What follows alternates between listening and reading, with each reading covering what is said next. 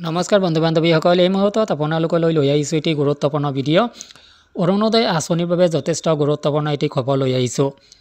বন্ধুসকল, পঞ্চায়ত নিৰ্বাচনৰ পিছতে আৰম্ভ হ'ব পাৰে নতুন অৰুণোদয়ৰ কাম। আৰু নতুন অৰুণোদয়ৰ কাম আৰম্ভ হোৱাৰ লগে লগে কৰ্তন হ'ব পাৰে হাজাৰ হাজাৰ পুৰণা হিতাধিকাৰীৰ নাম। এই সংক্ৰান্তত গুৰুত্বপূৰ্ণ কিছু তথ্য আপোনালোকৰ সৈতে শ্বেয়াৰ কৰিব যত্ন কৰিম। মূল ভিডিঅ'টোলৈ যোৱাৰ আগতে আপোনালোকক জনাম সৰু এটা ৰিকুৱেষ্ট।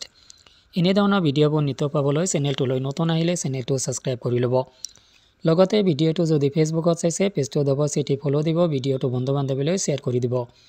আহক বন্ধুসকল, আমি মূল ভিডিঅ'টোলৈ আগবাঢ়িছোঁ। বন্ধুসকল, আপোনালোকে ইতিমধ্যে গম পাইছে অৰুণোদয় আঁচনিৰ থাৰ্ড ফেজৰ সকলো কাম ইতিমধ্যে আৰম্ভ হৈ গৈছে। ইয়াৰ বাবে ভেৰিফিকেশ্যনৰ বাবে আপোনালোকে ডকুমেণ্টছ ইতিমধ্যে ছাবমিট কৰিছে। আৰু যিকোনো মুহূৰ্তত অৰুণোদয়ৰ থাৰ্ড ফেজৰ কাম আৰম্ভ কৰিব পাৰে অসম চৰকাৰে। আৰু যিহেতু 2026 নিৰ্বাচন সমাগত আৰু এইখিনি কামলৈ যথেষ্ট সময় চৰকাৰে নলয়, এই কামসমূহ চৰকাৰী যিকোনো আঁচনিৰ কাম ইতিমধ্যে ত্বৰান্বিত কৰাৰ বাবে মুখ্যমন্ত্ৰীয়ে ডিপাৰ্টমেণ্টসমূহক নিৰ্দেশ প্ৰদান কৰিছে। আৰু সেই অনুপাতে পঞ্চায়ত নিৰ্বাচনৰ ঠিক পিছ মুহূৰ্ততেই অৰুণোদয় আঁচনিৰ নতুন আবেদনৰ কাম আৰম্ভ হ'ব পাৰে। আৰু এই নতুন আবেদনে যেনেকুৱাভাৱে বহু হিতাধিকাৰীৰ লৈ আশাৰ ৰেঙনি কঢ়িয়াই আনিব, এনেকুৱাভাৱে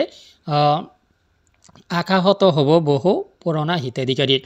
আৰু আপোনালোকক ক'বলৈ আচলতে মোৰ বেয়া লাগিছে যে পুৰণা বহু হিতাধিকাৰী অৰুণোদয় আঁচনিৰ পৰা কৰ্তন হ'ব।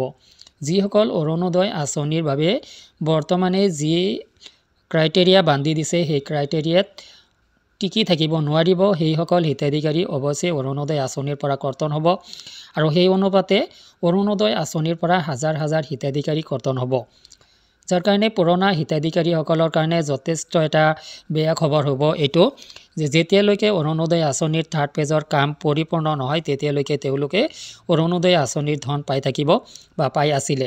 কিন্তু অৰুণোদয় আঁচনিৰ থাৰ্ড ফেজৰ কাম যেতিয়াই আৰম্ভ হ'ব, যেতিয়াই থাৰ্ড ফেজত অৰুণোদয় আঁচনিৰ হিতাধিকাৰীসকলক পূৰ্বৰ আৰু নতুন হিতাধিকাৰীক সাঙুৰি লৈ লিষ্ট প্ৰিপেয়াৰ কৰি দিয়া হ'ব, তেতিয়ালৈকে আৰু অৰুণোদয় আঁচনিৰ পূৰ্বৰ হিতাধিকাৰী হিচাপে যদি আপুনি ইনএলিজিবল হয়, তেতিয়াহ'লে আৰু অৰুণোদয় আঁচনিৰ ধনখিনি লাভ নকৰিব, আপুনি বঞ্চিত হ'ব।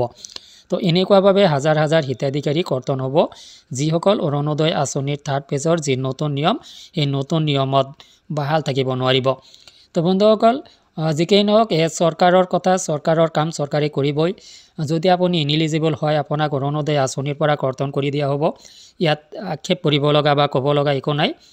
আৰু নতুনকৈ যিসকল হিতাধিকাৰী হ'ব তেওঁলোকৰ কাৰণে যথেষ্ট ভাল খবৰ যে পঞ্চায়ত নিৰ্বাচনৰ পিছতে অৰুণোদয় আঁচনিৰ কাম আৰম্ভ হ'ব পাৰে আৰু আপোনালোকে অৰুণোদয় আঁচনিত ইনক্লুড হৈ যাব পাৰে। তো বন্ধুসকল, ভিডিঅ'টো সংক্ৰান্তত আপোনালোকৰ যদি কিবা অভিমত আছে ভিডিঅ' কমেণ্ট ছেকশ্যনত জনাব পাৰে। আজিলৈ এৰিছোঁ, ধন্যবাদ।